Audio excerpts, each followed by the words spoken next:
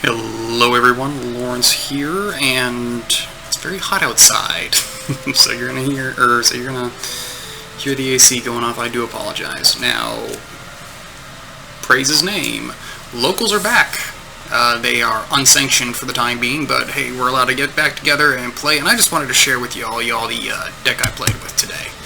It is a Live Twins Eldritch variant, so you've probably seen it before, but we got a couple little things we did differently. So, side deck, main deck, extra deck. Let's go ahead and talk about this without wasting much more time. So, getting into this deck, we have, obviously, we are going to run 3 copies. Let me scoot these over because the little thingy is messing with it. We have 3 copies of Live Twin Kiss Kill, and we also have 3 copies of Live Twin Lilla. Now, these are pretty simple. If you control no monsters and you summon one, it special summons the other to the board. Simple as that. Easy enough. Red summons blue, blue summons red, and if you happen to have one on the board and your opponent attacks into you, blue costs them 500 life points and red gains you 500 life points. It'll almost never come into play. I'll let you know that right now.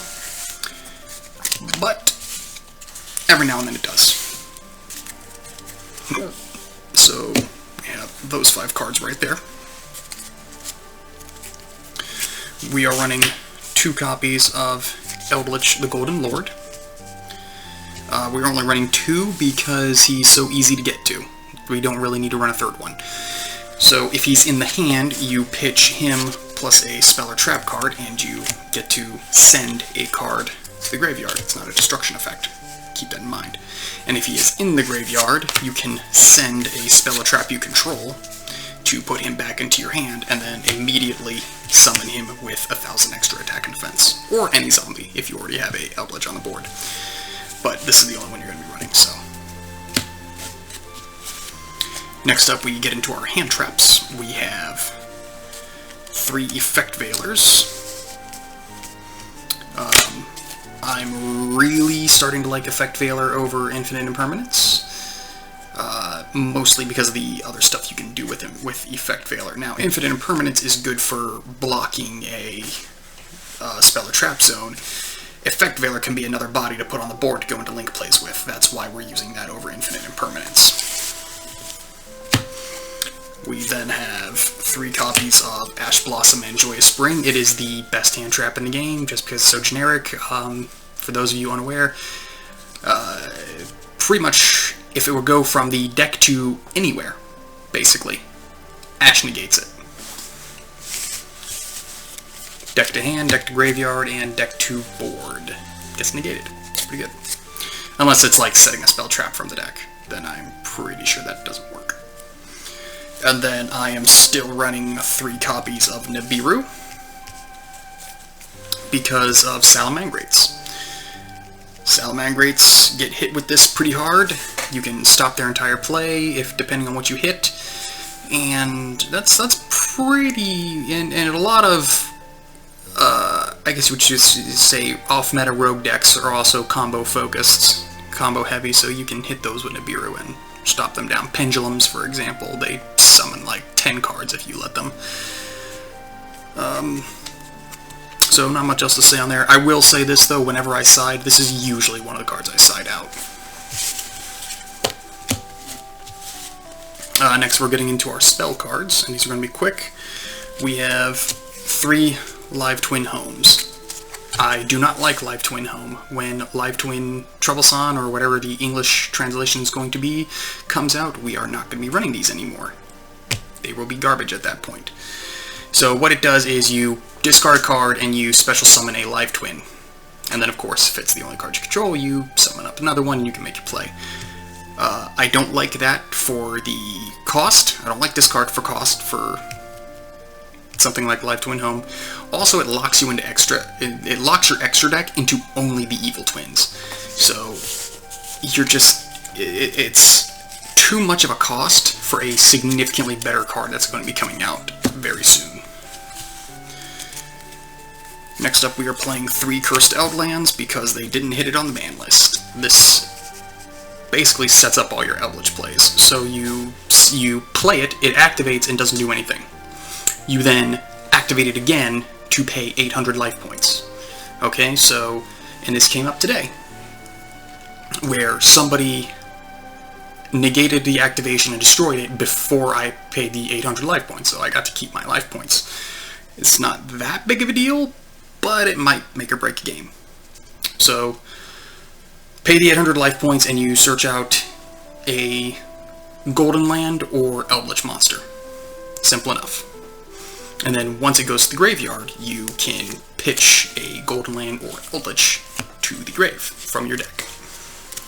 So typically what you'll see is you'll play this, you will grab Eldritch, put it in your hand, use Eldritch with another spell or trap in your hand to get rid of a card, and then send this to the graveyard to bring Eldritch onto your field, essentially into the hand first, then onto the field.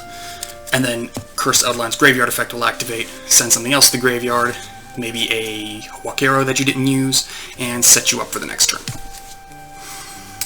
One-ofs, we have One Called by the Grave. You are essentially running a small combo deck. The Live Twins are a combo, so you want to be able to protect it somehow. We run Raigeki.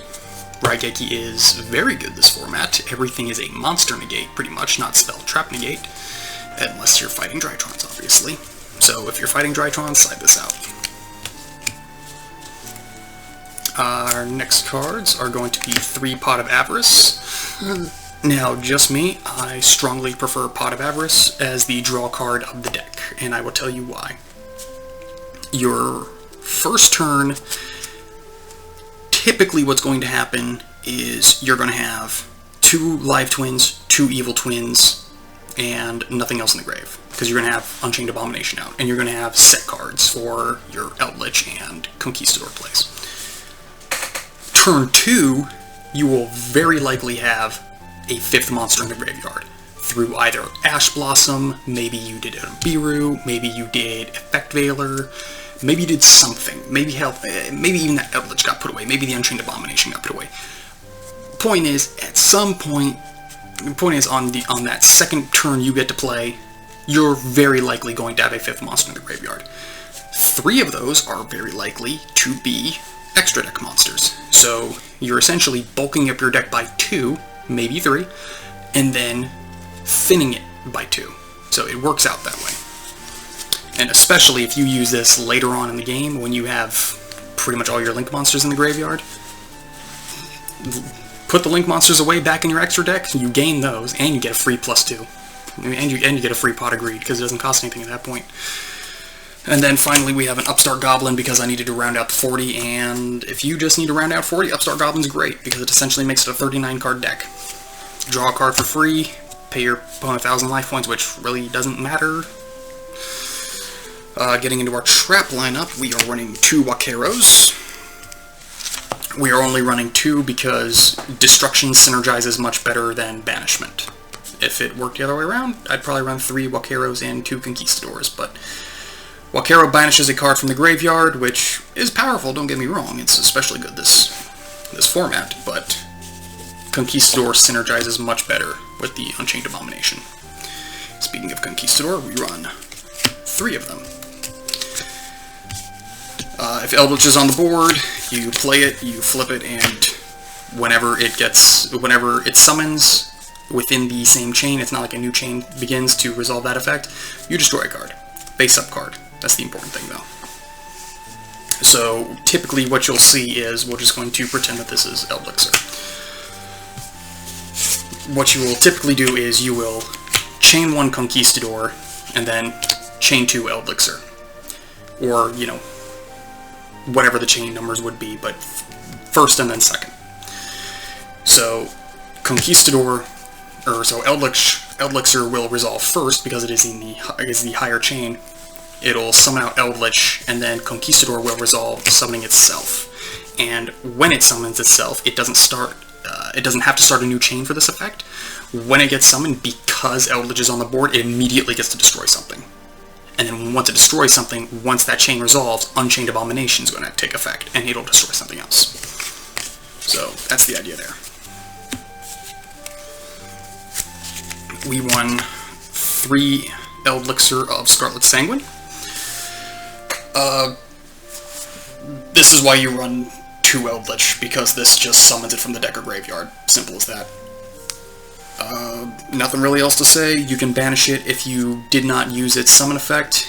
Say you pitched it with Eldritch to destroy or to send a card to the graveyard. You can then banish it from the graveyard to set Conquistador. Or Wakero, any golden land card, obviously. But, yep. And then our final main deck trap cards are Anti-Spell Fragrance. I love main decking this format so far. Sky Strikers, Drytrons, Pendulums. Shuts all 3 of them down. Not so much, I guess, the Drytrons, but they can't ritual summon if you go first and you set this. Every game today that I top decked this first, set it and activated it first on the standby phase, I won the game. Opponent couldn't do anything. I think it is a very viable main deck card, but it is also one of the first cards I side out, just in case, depending on the matchup. So those are our main deck. We'll set that yeah. Next we are going into our extra deck, and obviously we are not running the twins without them. So we are running 3 Lilla, and we are running 3 Kiss Kill. And I've brought it up before, made it a video about them. They summon each other from the graveyard. If red is on the field and you summon blue, you pop a card. If blue is on the field and you summon red, you draw a card. Simple as that. On your first turn, what you're typically going to do is summon out the 2 live twins, go into Kiss Kill. Kiss Kill summons out the live twin Lilla, go into Evil Twin Lilla, and then bring out Kiss Kill from the graveyard and get your draw. Turn 2, you do the opposite because you want to destroy a card.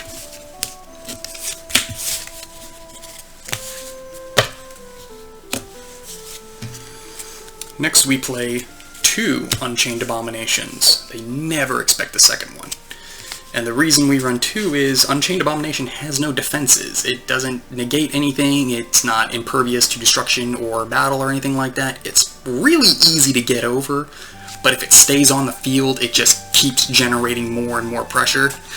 So what's tended to happen is they get rid of 1, and they're like, oh, thank God we got rid of the Unchained Abomination. And then all of a sudden I play a second one, and they're like, damn it. And then I just snowball over, and then I start my snowball all over again. So you run 2 because it's pretty easy to destroy. Next up, we have the ever-prevalent Nightmare package. And these are pretty standard extra deck cards if you just need to fill space. Pops a back row, pops a front row, spins something, and retrieves one of your spells or traps. So I actually do get a little bit of use out of Nightmare Griffin to reset Conquistador or Wakero. So it's not complete dead weight, but I will say Nightmare Griffin is the one I use the least.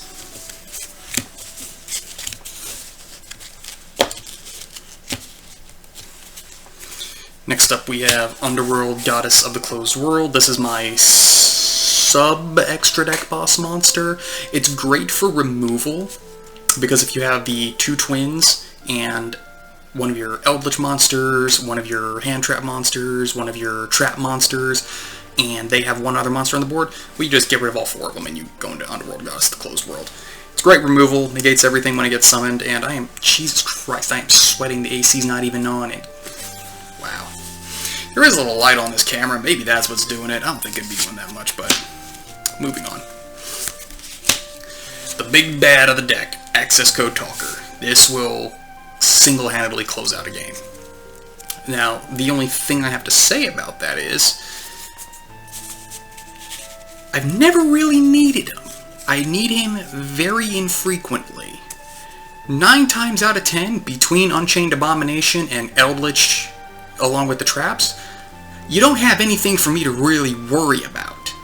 And Access Code Talker just ends up being a kind of a sure kill if you're within 5,000 life points.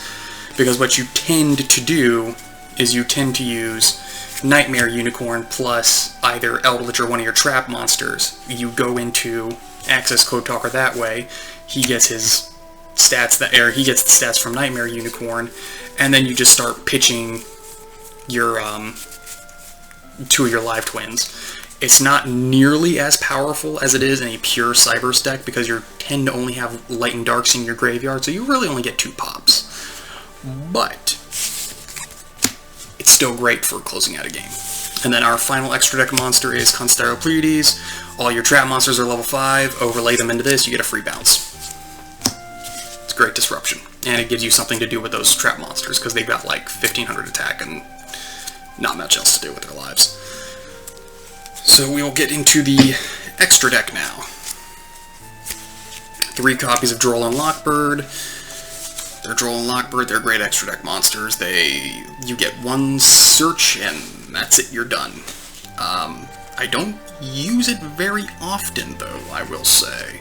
I use other cards in my extra deck, or in my side deck more often than I will get to now. So, I'm going to put these ones all together. We have 3 DD Crows, and we have 3 Skullmeisters. Now, the thing about these 6 particular cards is they stop you from doing things in the graveyard. And the metagame is very graveyard focused nowadays. Not in the sense of banishing from the graveyard. While it does pop up frequently, I would so much rather, say, Salamangreats, for example. Say you try to activate Spinny from the graveyard. I can either DD Crow and get rid of it, or I can Skullmeister and negate it. It's done. That doesn't completely stop their combo, but it puts a huge dent in it. Same thing goes for Salamangreat. Whatever you try to put in the graveyard, well, as soon as it's in the graveyard, hey, guess what? I can either negate its activated effect, or I can just take it out of the graveyard. I prefer Crow over Meister, but they all hit the graveyard, so that's why I have 6 of them.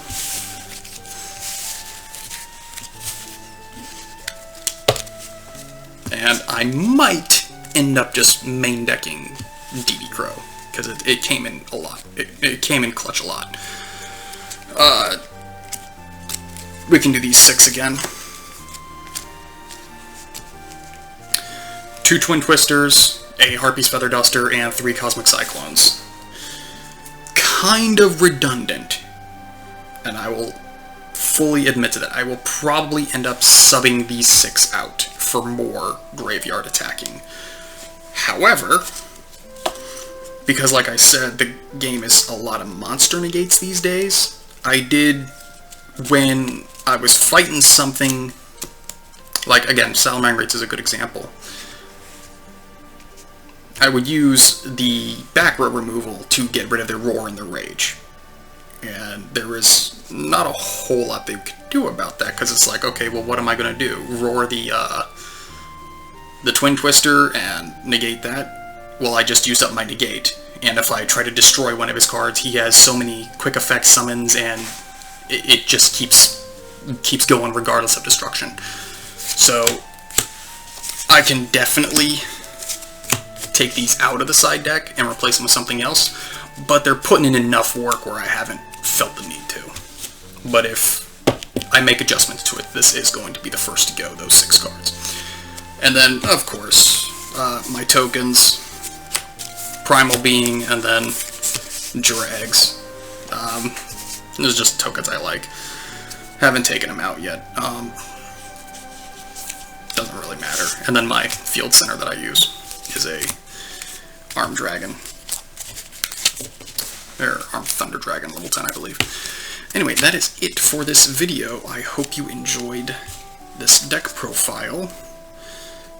How do I want to set this up? I put that over that. And then this over this. Yeah. Hope you enjoyed the deck profile. That was a Live Twins and Eldritch. And I cannot wait for Dawn of Majesty. That Rhoda is going to be amazing. You won't even need to run the Eldritch package or anything like that anymore. But that's all I got for you today, folks. Now go out there and treat each other like you have some sense.